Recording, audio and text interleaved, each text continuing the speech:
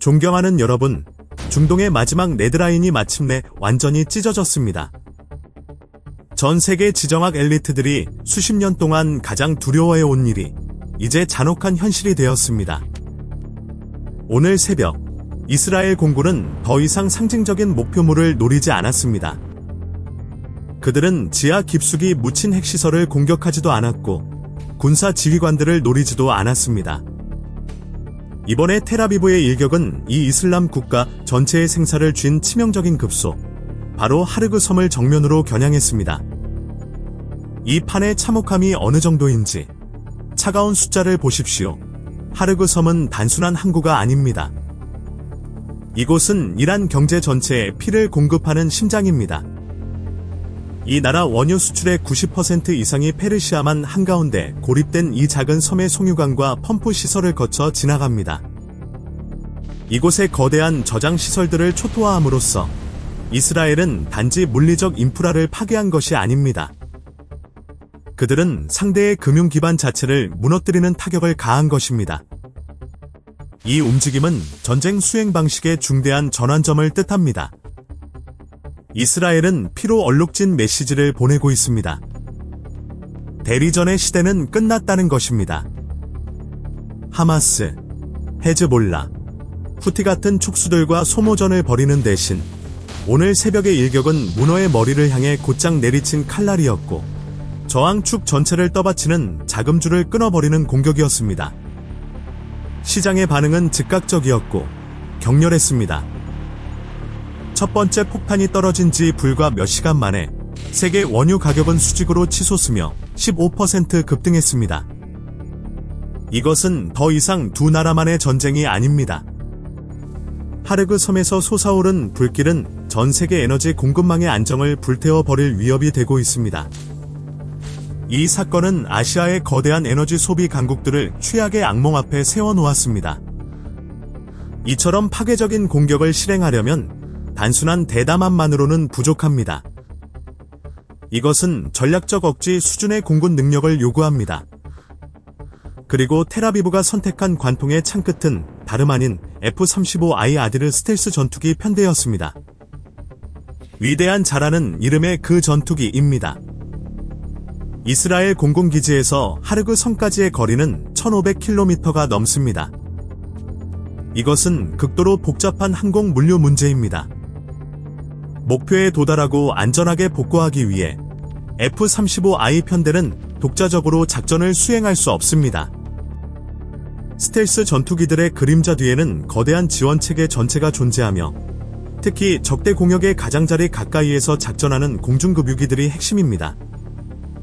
이 깊숙이 파고드는 비행 전술은 초단위의 정확한 협조를 요구합니다. 그러나 이 작전의 가장 두려운 지점은 스텔스 능력과 전자전 능력에 있습니다.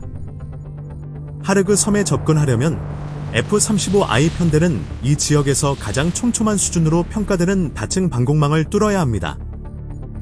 그렇다면 왜 최첨단 조기경보 레이더 시스템과 바바르 373, S-300PMU-2 같은 장거리 방공체계가 이번 공격 앞에서 완전히 눈이 멀어버렸을까요? 그 해답은 F-35I 버전의 핵심 구조에 있습니다.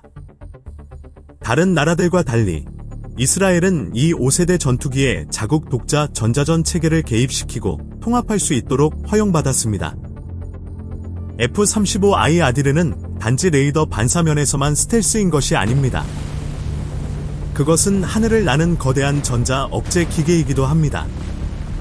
그들은 완전히 은밀한 안전 통로를 만들어냈고 조기경보 레이더 기지 전체를 교란하고 속인 뒤 GPS와 레이저 유도 스마트 관통 폭탄을 원유 저장 탱크에 정확히 투하했습니다. 이 공습은 융단 폭격일 필요가 없었습니다. 절대적인 정밀도로 압력 결절 지점과 핵심 저장조만 정확히 타격하면 수만 톤의 원유가 거대한 2차 폭발의 연료가 되어 항만의 나머지 부분을 스스로 파괴하게 됩니다. 이번 공격은 상대 에너지 인프라의 취약함을 드러냈을 뿐 아니라 어떤 전략 표적도 이스라엘 공군의 사정권 밖에 있지 않다는 절대적 억지를 세웠습니다. 하르그 항해 파괴는 단지 첫 번째 경고음에 불과합니다. 이 위기의 진짜 초점은 불타는 이란의 석유 탱크에 있는 것이 아니라 세계 경제 전체에 떨어지는 거시적 후폭풍에 있습니다. 몇 시간 만에 원유 가격이 15% 급등한 수치 말입니다. 여러분, 그것은 진짜 지진이 시작되기 전에 가벼운 전조에 불과합니다. 냉혹한 지정학의 시각에서 볼 때 벽에 몰리고 핵심 경제 생명선을 빼앗긴 이 이슬람 국가는 조용히 무너져 내리지 않을 것입니다. 그들에게는 텔아비브와 대칭적인 공중전을 벌일 만한 충분한 공군력이 없습니다. 그렇다면 그들이 세계의 머리 위에 매달아 둔 비대칭적 비장의 카드, 다모클레스의 검은 무엇일까요? 그 절대적 힘의 이름은 호르무즈 해협입니다. 지도의 이 병목 지점을 보십시오. 가장 좁은 곳의 폭은 40km도 되지 않지만 초대형 유조선이 오가는 실제 항로는 왕복 각각 겨우 3km에 불과합니다. 하루에 2천만 배럴이 넘는 원유, 즉 인류 전체 석유 소비량의 5분의 1에 해당하는 물량이 이 좁은 문틈을 비집고 지나가야 합니다. 이곳은 세계 거대 산업 기계를 살리는 목구멍이자 혈맥입니다. 만약 하르그 항만 체계가 완전히 사라진다면 이 이슬람 국가의 최고 지도부는 더 이상 이 항로의 안전을 유지할 이유가 없어집니다. 기뢰와 해면을 바짝 타고 날아드는 스텔스 대함미사일과 자폭 보트대를 동원한 전면 봉쇄 시나리오는 즉시 에너지 흐름을 질식시킬 것입니다. 그때 치러야 할 대가는 단순한 인플레이션이 아닙니다. 그 참혹함은 아시아를 정면으로 강타할 것입니다. 세계의 거대한 경제기계, 일본과 한국과 중국을 보십시오. 자원이 빈약한 일본은 산업 생산을 유지하고 이미 위태로운 재정 정책을 버티기 위해 중동산 수입 원유에 거의 절대적으로 의존하고 있습니다. 공급이 장기간 멈추는 충격은 도쿄의 경제 회복 노력을 무너뜨리고 엔화 환율을 끝없는 소용돌이 속으로 밀어 넣을 것입니다. 마찬가지로 한국의 조선과 반도체 초대형 공장들, 그리고 중국의 거대한 세계 공장도 모두 페르시아만의 불길을 보며 숨을 죽이고 있습니다. 에너지 위기는 공급망을 연쇄적으로 파괴하는 도미노 효과를 촉발하고 운송 비용을 상상할 수 없는 수준으로 끌어올리며 전 세계 교역 활동을 마비시킬 것입니다. 우리는 단순한 군사보복을 목격하는 것이 아닙니다. 우리는 검은 황금을 지키거나 파괴할 수 있는 능력으로 권력이 측정되는 세계 에너지 질서의 폭력적인 재편 앞에 서 있습니다. 레드라인은 이스라엘에 의해 무자비하게 찢겨 나갔습니다. 이 거대하고 뜨거운 지정학적 공은 이제 중동 최고 지도자들의 손안에 완전히 들어가 있습니다. 지금 선택지는 무엇입니까? 초음속 탄도미사일의 비로 보복하여 억지력을 과시할 것인가? 아니면 자폭 버튼을 눌러 호르무즈의 문을 닫고 워싱턴에서 베이징까지, 도쿄에서 서울까지 전 세계를 유례없는 잔혹한 에너지 위기 속으로 함께 끌어내릴 것인가? 오래된 세계 질서는 하르그 섬의 저장 시설과 함께 불타오르고 있습니다. 여러분은 다음 수가 인류를 어떤 벼랑 끝으로 몰아넣을 것이라고 보십니까? 여러분의 분석을 댓글에 남겨주십시오. 이 판은 아무도 바깥에 서 있을 수 없는 게임입니다. 하르그 섬의 연기가 채 가시기도 전에 지금 세계가 숨을 죽이며 던지는 질문은 테헤란이 보복할 것인가가 아닙니다. 그들은 언제, 그리고 어떤 파괴 무기를 선택할 것인가가 핵심입니다. 원유 수출 능력의 90%를 잃었다고 해서 이 나라가 즉시 무너질 것이라고 착각해서는 안 됩니다. 오히려 테헤란 전략가들의 사고방식에서는 지갑에 구멍이 뚫린 순간 외교적 절제를 유지하는 일은 더 이상 의미가 없어집니다. 현실주의의 시각에서 볼 때 이란은 이스라엘이나 미국처럼 절대적 공군 우위를 가진 적에 맞서기 위해 특별히 설계된 거대한 비대칭 무기고를 쥐고 있습니다. 첫째는 탄도미사일의 비입니다. 우리는 냉전 시대의 낡은 미사일을 말하는 것이 아닙니다. 우리는 파타드2를 말하고 있습니다. 테헤란은 이 극초음속 미사일이 이스라엘의 에로3와 미국의 패트리엇을 포함한 모든 현대 방공 체계를 뚫을 수 있다고 주장합니다. 마하 15의 속도와 예측 불가능한 비행 궤적으로 이것은 하르그 섬에 대한 대가로 이스라엘의 전략 인프라와 공군기지, 심지어 대도시를 정조준하는 최후의 억지 카드입니다. 둘째는 무인기 때 전술입니다. 샤헤드 136 같은 드론들은 이미 현대 전장에서 효율성과 경제성을 입증했습니다. 이 드론들은 수천 대 규모로 투입될 수 있습니다. 목표는 모든 것을 파괴하는 것이 아니라 상대 방공 체계를 과부하시켜 순항미사일이 뚫고 들어갈 틈을 만드는 것입니다.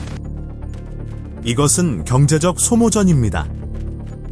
수백만 달러짜리 요격 미사일이 수만 달러짜리 드론 한 대를 막기 위해 발사되는 전쟁입니다. 마지막으로, 그리고 가장 위험한 수단은 대리 세력을 이용한 회색지대 전쟁입니다. 레바논 헤즈볼라의 미사일 발사 기지에서 텔아비브를 겨누는 공격부터 서방과 관련된 선박이라면 홍해 어디에서든 타격할 준비가 된 후티의 해상 특공대까지 이란은 한 번의 전투만 치르지 않을 것입니다. 그들은 불의 띠 전체를 가동해 사방에서 이스라엘을 조여올 것이며 어떤 경제도 감당할 수 없는 장기 소모전으로 이 충돌을 바꾸려 할 것입니다. 여러분, 이스라엘의 하르그 섬 공습은 세계 초강대국들을 되돌릴 수 없는 상황으로 밀어 넣었습니다.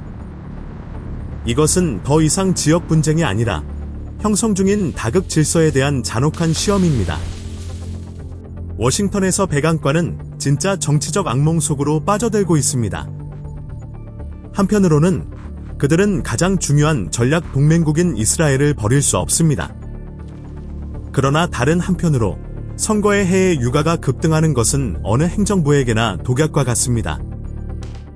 미국은 동맹이 불을 붙인 화재의 소방수 역할을 강요받고 있습니다.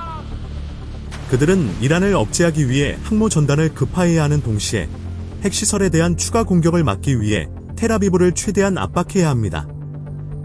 그 공격은 확실히 전면적인 지역 대전으로 이어질 것이기 때문입니다.